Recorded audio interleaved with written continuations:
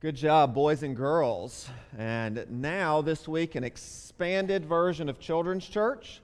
So, K through 2 is our normal group, is heading out, but also 3rd through 6th grade this week, special Children's Church. You are welcome and invited to go to as well.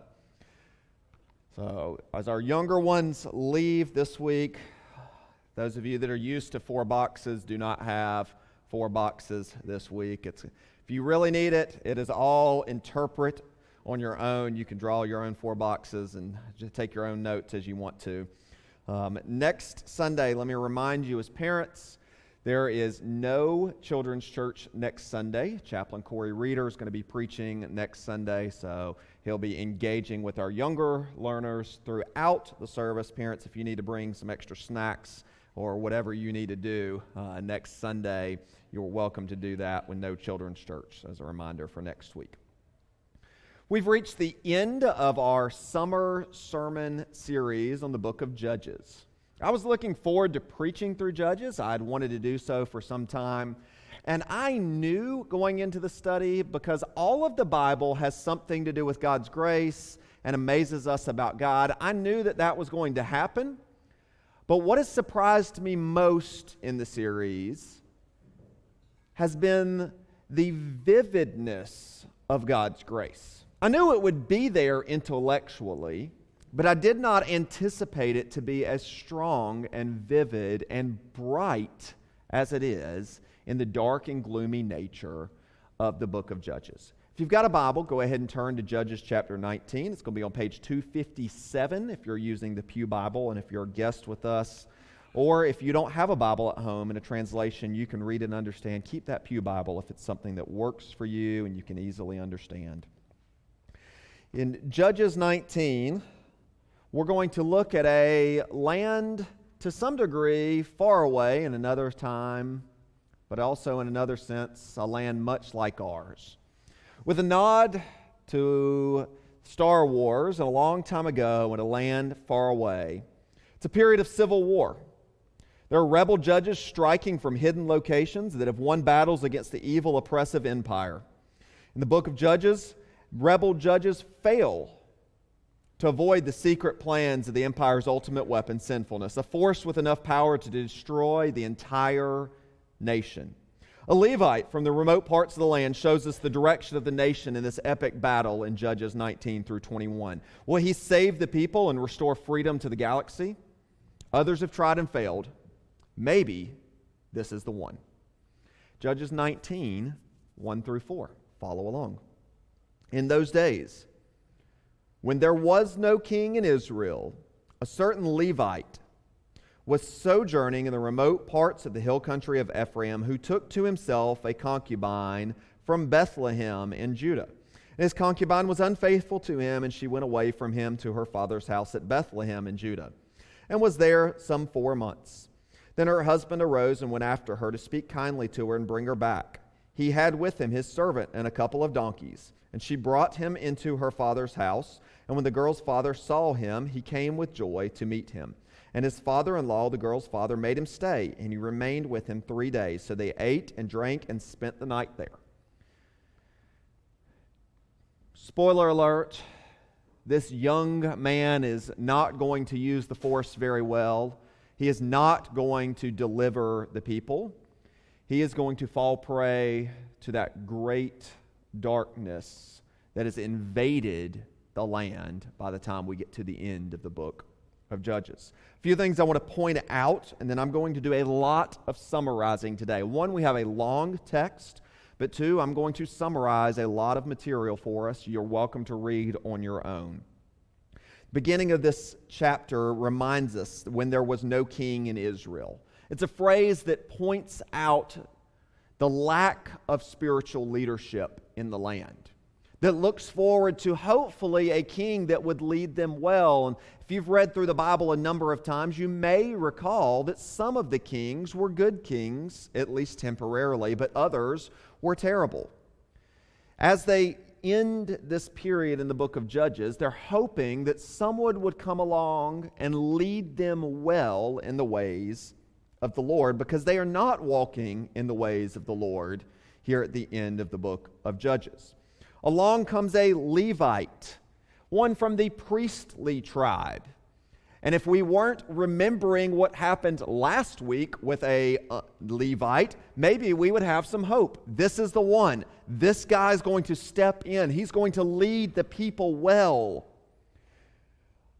But even if you're not remembering last week, it doesn't take long to recognize this is probably not the guy, because the first thing that we find of him is that he takes to himself a concubine. Okay, what is a biblical concubine? Well, it's like a lower class wife, somewhere between a lower class wife that didn't have all the rights of a wife and a sex slave. That's where he's at. That's what he's doing. This isn't honoring to her. This isn't a man honoring God by treating women well, and then things are not going well in their relationship. Duh. Okay, verse 2, things don't go well in their relationship. By the way, the text talks about her being unfaithful to him, and mine's even got a footnote on there. There's some ambiguity in the Hebrew text and what's actually going on and what they're arguing about. It's very clear that things are not well in their relationship, that there's an argument, she flees, and it's unclear. There's three primary options for what's happening here. Possibly, option A, she's been sexually unfaithful to him. But if her dad knew this, it would not be highly likely for him to receive her back in good standing if he had known this of her. So it's possible that that's the case. It's possible that they had had an argument. The language means literally, in some senses, that they were angry. She was angry with him. Now, is she angry with him because she's not satisfied of being a concubine rather than being treated as a wife and honored and respected? Has he been abusive? It's unclear what their argument could have been about. If he was abusing her, then her father shouldn't have been so happy to see the guy come back onto the stage and enter. So it's unclear still what's happening. There's not a good answer there. Option C. This is a minority option, but I think actually one of the commentators really does a good job arguing that it's likely the case that he did not simply take her for his own pleasure, but he was selling her and trafficking her, selling her regularly to other men, and she got angry about that for good reason. But again, why would the dad be so eager to see the guy come back onto the scene? There are no good answers in a broken world. So one of my mentors has said so regularly, sin will make you stupid. And it has done so for at least one or two of the people in this story. And the whole story has a series of actions that do not make any sense except to the people doing what is right in their own eyes. From an outside perspective, examining it, it is broken and bad actions, and no one thinking rightly and well would be living this way. But they are not thinking rightly and well. They are blinded by sin, patterning themselves after their broken culture and doing what is right in only the eyes of those in their culture and not the eyes of the Lord. If I'm pressed on this, I think it's likely that he is treating her as property, selling her to others. If that's not the case, then I think that she has likely been unfaithful to him from option A. But either way, she is treated as property. After a time period, he shows up to speak kindly to her. All right, we don't have our boys and girls in the room for me to ask the question, what did Samson show up with to speak kindly to his original wife with? When he brought a young goat, okay? Instead of flowers and chocolate, a young goat. It's unclear if he actually showed up with a young goat or not, but he shows up to speak kindly to her. But by the way, what the story doesn't tell us actually tells us a lot. It doesn't record their interaction. It doesn't record their dialogue. Instead, it records him and Dad dialoguing, father-in-law and him. And what happens, he shows up, and there's a drinking party for several days. She was simply property in the eyes of both of them. She's never spoken to and never speaks. She gets treated as property. Unlike at the beginning of the book, when Caleb treats his daughter well, things have unraveled by the end of the book. They've been pulling on the thread, and now the clothes have fallen apart. It has all come unraveled. Women are viewed as property to be used in a land far away at a time long ago that is much like our culture. You can read the rest of chapter 19 later on your own, but I'm going to summarize for us. The Levite departs with the woman, his property, he thinks.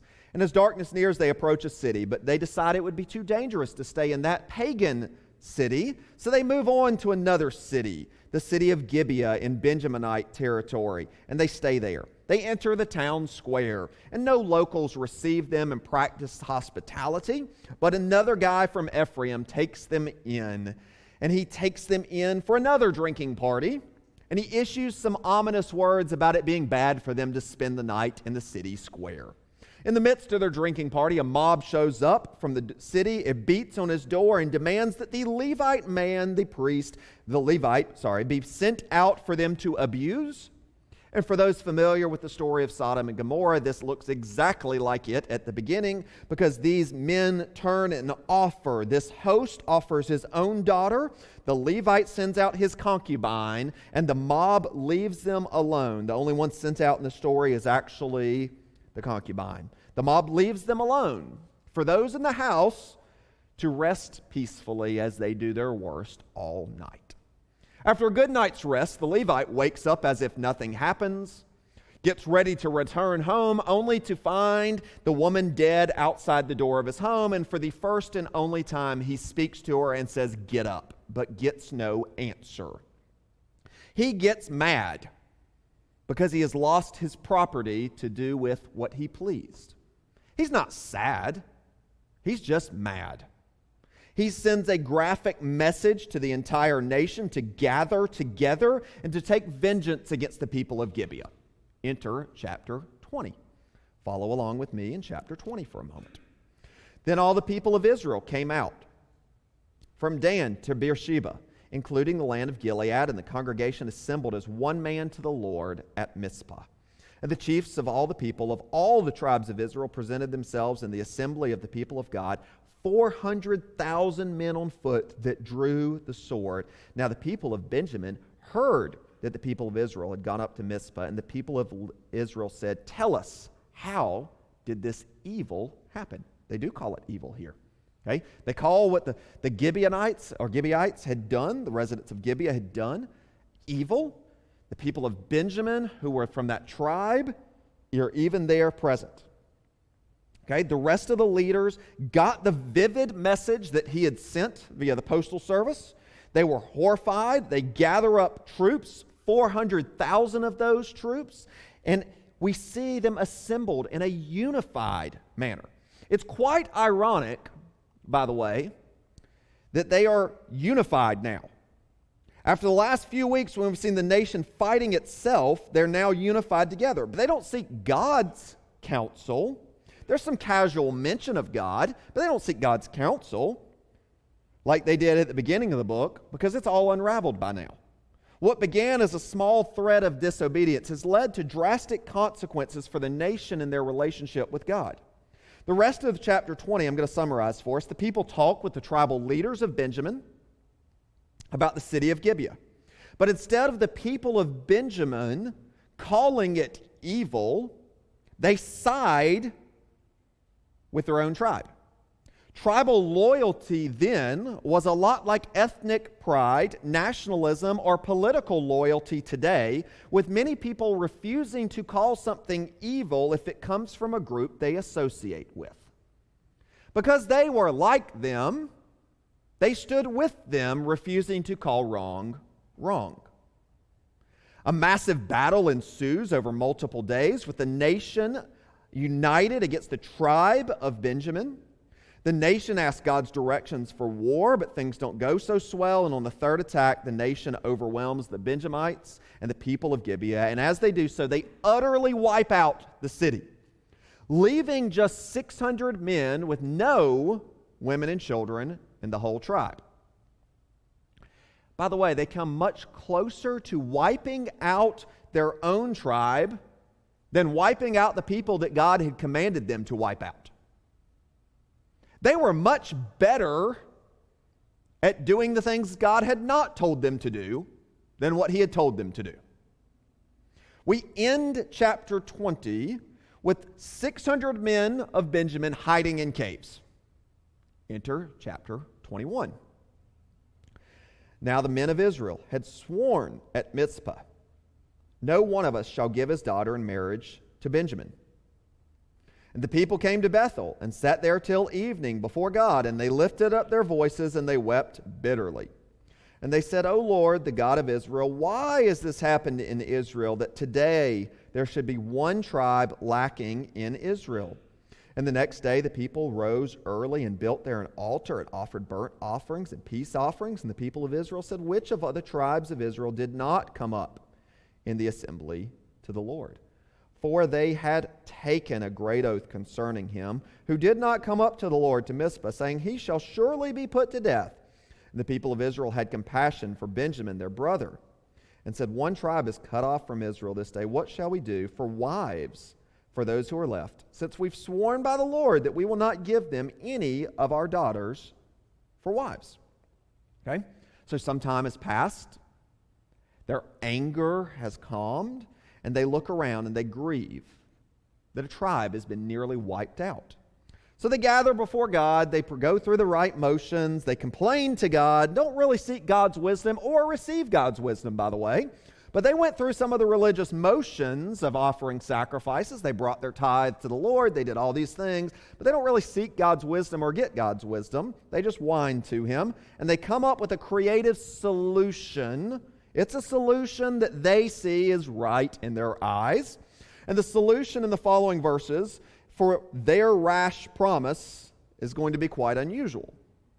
Okay? Remember, they had made a rash promise, repeating some of the things like Jephthah had done, saying, hey, after we conquer these people, nobody can give their wives to them.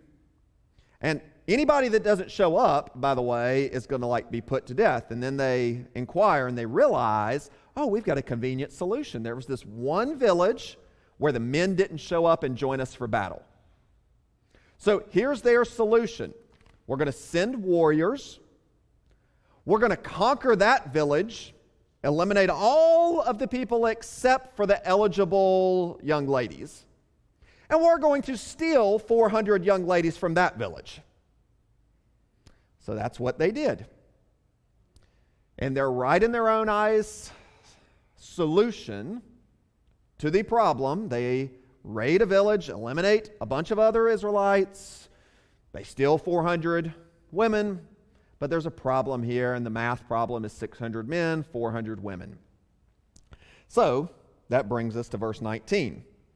They have to have more of a solution. So they said, behold, there's this yearly feast of the Lord, capitalized there, concept of Yahweh at Shiloh, which, by the way, seems to be not a feast authorized by the Lord. This is a semi-pagan religious ritual under the name of God, worshiping God not in the right ways, most likely. It's north of Bethel, on the east of the highway that goes up from Bethel to Shechem and south of Lebanoah. And some of you are like, man, I've heard directions like this before. I don't know where I'm going. That's fine. They commanded the people of Benjamin, saying, go, lie in ambush in the vineyards. And then as they were to continue, go lie in ambush in the vineyards and watch.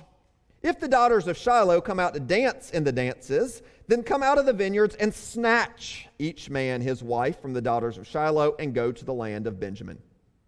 And when their fathers or their brothers come to complain to us, we'll say them, grant them graciously to us. We did not take them for each man of them his wife in battle. Neither did you give to them, or else you would now be guilty.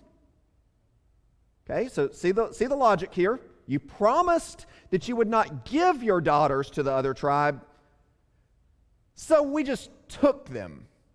And that's okay. Okay, bad solution here. Verse 23. The people of Benjamin did so and took their wives according to their number from the dancers whom they carried off, and they went and returned to their inheritance and rebuilt the towns and lived in them. Okay. There's a pagan or semi-pagan festival near Shiloh. They tell the Benjaminites, whenever a woman comes out to dance, go abduct her and we'll authorize it and tell the dads to be okay with it because they didn't break their vows. What stupid solutions. Like sin has wrecked their thinking. This is a terrible idea. But it's right in their own eyes. What debauchery here at the end of the book. I'm going to make some application, and then I'm going to look at the final two verses. First application that hopefully would go without being said, but still absolutely, unfortunately, needs to be said. People are not property. The dignity and value of individuals means that people are not property, created in the image of God, male and female, young and old. Created in the image of God with equal value, dignity, and worth. All people. So this means that those with great handicaps, whether early in life, throughout life, or late in life, are not property for you to do with as you choose. This means that men and women are not property for us to do with as we choose. People are not property. Reading through these last 3 chapters is horrific. It should cause a reaction in your gut as you read them. From the beginning of chapter 19, this man has not married and loved this woman. Instead, he's made him his property. Whether as a concubine or whether for him to sell to others, he has treated her as his property. And then he wants revenge upon the people when his property is taken. So the way that revenge is occurring and the way that the chapters unfold is when he gets mad because his property was taken, they take the property of 600 other women. 600 other women are taken as property. All right. It should be obvious, but has not always been obvious for Christians. All people are created in the image of God and not property of others. Therefore, slavery is wrong and owning people is wrong. Now, for a slightly more nuanced version of this, sexual slavery is certainly wrong and horrific. What was being done to this woman in chapter 19 at the hands of the men of that village should never be done. But it happens today, and some of you have watched a movie recently in the theaters that details the work of people trying to fight against trafficking. And I hope and pray that we live in a world where trafficking is unthinkable, doesn't just cause a gut reaction, but doesn't even occur. But I want to make a specific point of application for us all. If you don't want women and children and young boys and men to be trafficked, one of the best ways to support that is not simply by watching a movie and making a donation, but by avoiding pornography. Because though some are in that industry, possibly of their own volition, many are in that industry because of similar trafficking types of situations and feel stuck as property. Put practical steps in your life to avoid the grip of pornography. Parents, have a conversation with your teenagers. Wives and husbands together. People are not property for you to view lustfully, for your own whims and desires. Whether they put themselves in that situation voluntarily or not, they are not property for you to think about things that you should not be thinking about. God designed sexuality to be expressed only inside marriage, where people love each other sacrificially and serve each other. And when you look at someone else lustfully, you are viewing them as property, not for their good, but for your own selfish purposes. Not only offensive to God in lust, but treating them as property directly or indirectly supports trafficking of people. Number 2, males need to pursue God and His ways. Okay, ladies, you also do as well. But in this text, as the men went, so went the society. So for a minute, as a guy, I'm going to talk to the guys. Okay, ladies, please don't elbow your husband at this point. It probably will not be a good idea. Okay, I know some of you want to do that. Others of you, no, listen. Guys in the room, my intention in this next 60 seconds is not to beat you up, but to challenge you to walk with the Lord. Churches typically have more men or less men present than women. And I am so thankful for those of you ladies that show up, that serve, that do so much. Okay? My talking to the guys right now is not a lack of appreciation for you. Men, don't just be content to lead your family financially. Serve them in the Lord and lead your family spiritually. You give an account to the Lord, not for just putting bread on the table, but leading your family spiritually. Serve the church as God allows. As the men went, so went the culture, in the same way as so many cases today.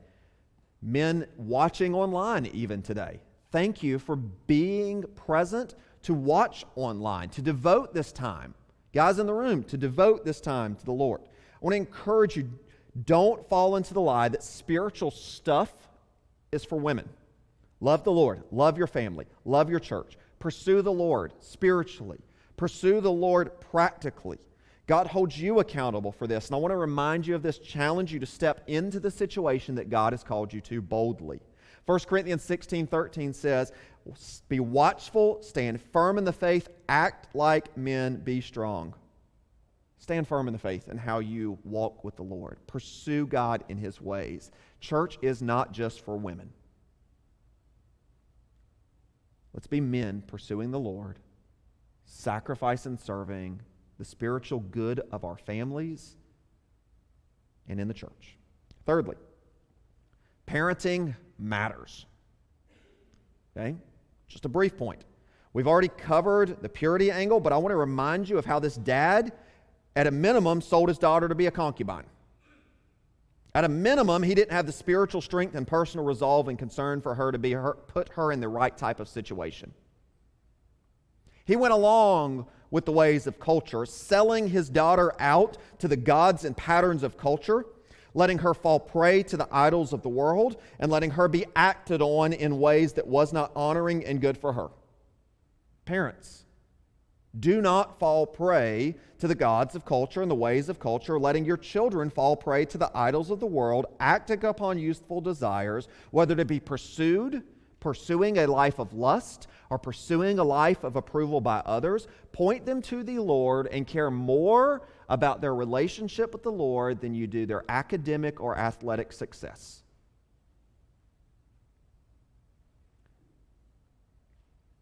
Fourthly, religious hypocrites in tribal identity are not new. They still exist. They've existed for a long time. They existed then. The Levite from the priestly tribe was sinful. Last week's Levite was a religious sham who sold himself to the highest bidder and would say whatever you want as long as the price was right. So also religious leaders since that time have been guilty at times of being hypocrites and letting people down. I want to be very clear for those of you watching online, whether this is the only sermon you ever hear or whether you watch every Sunday or are present almost every Sunday. I pray that nobody on our church staff or another church staff that you know closely and well ever fails horrifically. But if they do, let me remind you that your hope and worship should not have been of a person, but of the Lord in the first place. Only God is perfect. So that means if you see something wrong or sense something wrong in a religious institution, including in our church, do not assume that all is well and that it cannot be wrong. See, if you see something, say something in the church. We make our best effort to put in good policies and procedures, to review how we keep our people safe in the building physically, how we keep our young ones safe and to be taken care of and treasured. And I do not want you to have to doubt and have concerns on those. If you want to know how we try to make efforts to do that, how we're doing background checks and all of those things, keeping multiple people around, by all means, talk to me, talk to another one of our pastors, one of our board of directors as they look over those policies and procedures. But unfortunately, broken people have done broken things and brought great harm. And some of you in this room have been greatly impacted by somebody who was supposed to represent Jesus doing things that Jesus would never have them to do. I'm sorry for that. I can't undo that. I can't undo the harm. All I can do is point you to the one who never disappoints. I want to remind you, religious hypocrites are nothing new, and neither is tribal identity. Don't simply parrot the line that the people of Benjamin did. It's my group, so they can't be wrong. When your party, group, or crowd does something wrong, admit it. Hey, you don't cease to be American when you say that Americans have done things wrong. You don't cease being a Democrat or Republican to call the wrongs of others in your preferred party wrong and do not stand with them in their wrong. Do not do as the Benjamites did and hold on to tribal identity at the expense of calling right, right, and wrong, wrong. Fifthly, apart from repentance and grace, God's grace, apart from those things, sin spirals utterly out of control.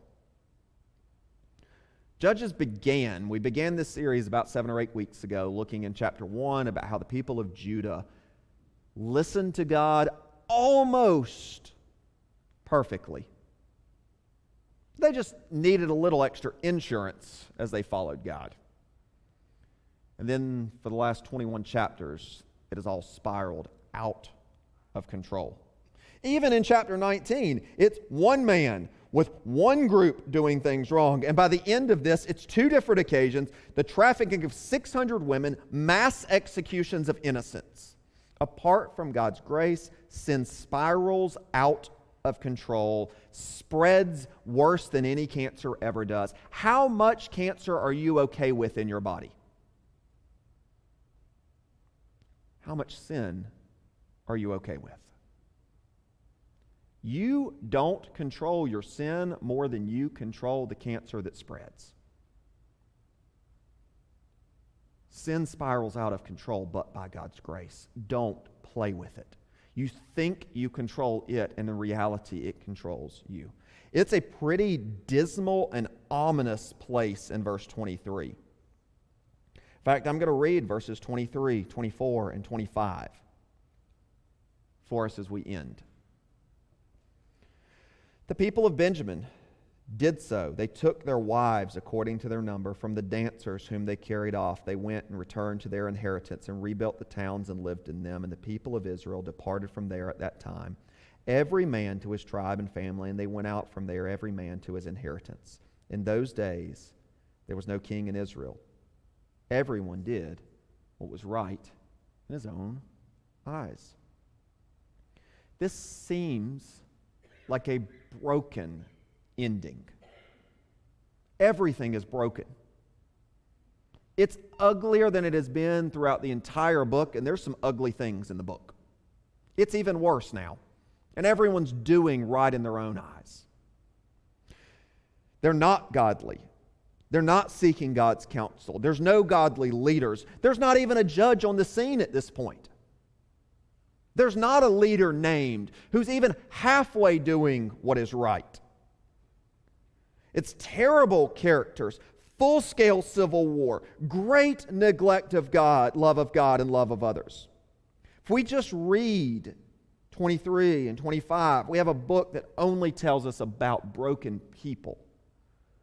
There's a little phrase at the end of 23 and that's repeated in 24, though, that shows us and reminds us that this is not a book only about broken people, but about the unbroken promises of God. Notice where they went. Let's go back to the end of verse 23. Pop that back on the screen for me, verse 23. Then they went and returned to their inheritance. This is the people of Benjamin going back to their inheritance, what they had inherited, what they had received by God, and they went and lived in them. Look at verse 24.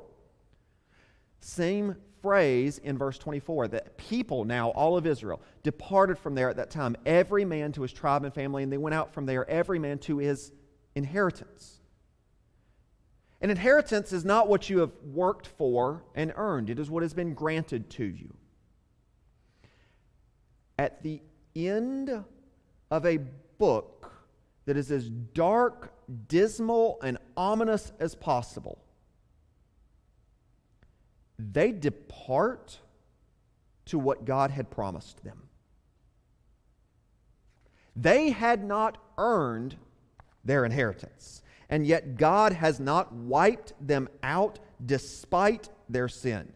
By the way, at the end of the book of Joshua, we began this series 7 weeks ago looking at the end of the book of Joshua, where all of the people gather together. Joshua says, I'm about to die. As for me and my house, we're going to serve the Lord. But what about you? And they're like, we're all going to follow Jesus. We're going to walk in step with Him, just a closer walk with Him. They sing all their spiritual songs of commitment to the Lord. They make all those promises of doing the right things, and they depart to their inheritance. At the end of a pretty good book, making promises to obey God, they depart to what God had granted them. At the end of the book of Joshua, I need you to see, despite their disobedience, despite their broken promises, despite their ominous depravity that has pervaded everything, God's promises are still true. God's promises were kept, even though the people of Israel broke every one of theirs. They departed to what God had promised them, not because of how good they were, but because of how great His grace and promise-keeping nature was. Because God was faithful to His own, as the song that we sang earlier says. The only reason they had anything to go to was not because of their goodness, but because of His grace and mercy. They did not deserve their inheritance. They were granted it according to God's mercy and faithful promises given to Abraham. These are promises that God is keeping to bring judgment, yes, upon His people, but to not wipe them out, to give them an inheritance from which a Savior will come, who is Christ the Lord, who is faithful to us even when we are faithless to Him, as 2 Timothy 2 says. He is faithful. The book of Judges is dark in its ending. It is not a book of be like the people in Judges. There is not a hero to imitate in Judges 19 through 21, but there is a God to worship, who by His own mercy looks upon people like you and I who have broken our promises to follow, to do better, to try harder, to do what He wants, who have rebelled against Him and His ways, choosing to do what is right in our own eyes. He has kept His promises through Christ, sending us a deliverer that we did not deserve, that we can have an inheritance that we did nothing to earn on our own, but is granted to us by our relationship with Christ. You see, the story of Judges ends, in one sense, as bleak as it could be. But in another sense, when we see that they depart to an inheritance promised by God, it ends incredibly brightly. It should cause us not to imitate the zeros of the book, but to worship God as the grand hero of the story, who keeps His promises even when the tempter has prevailed. You see, today we can be tempted, and we can fall prey to the cultural idols of our day, the wrong patterns of living, the wrong actions and attitudes. We can repeat the filth of some aspects of this book, calling okay what God doesn't call okay, not treasuring marriage, having hateful acts of vengeance, treating others as property to be viewed or used for our own pleasure. You see, it's a land far away, but it really wasn't that far away. Because the condition of their heart is similar to the condition of our heart, apart from God's grace. You see, the need that they had for a promise keeper who would fulfill His promises despite their broken promises is the same need that we have today. So whether this is about a text in a land far, far away and a people long ago, or whether it's about here and now, It's really both.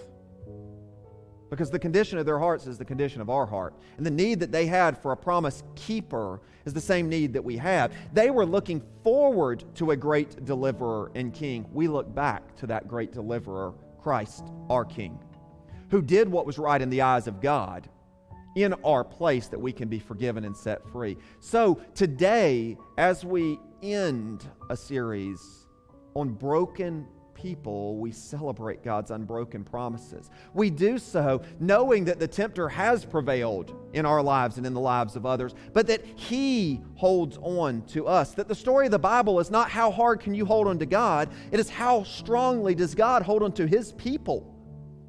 This is a story of worship for us in the light and the brightness of God's promises being kept. So let's stand now, sing and respond that He holds fast to His promises and to His people. And I'll be available in the back to talk or pray with you about any way that you need to respond to this.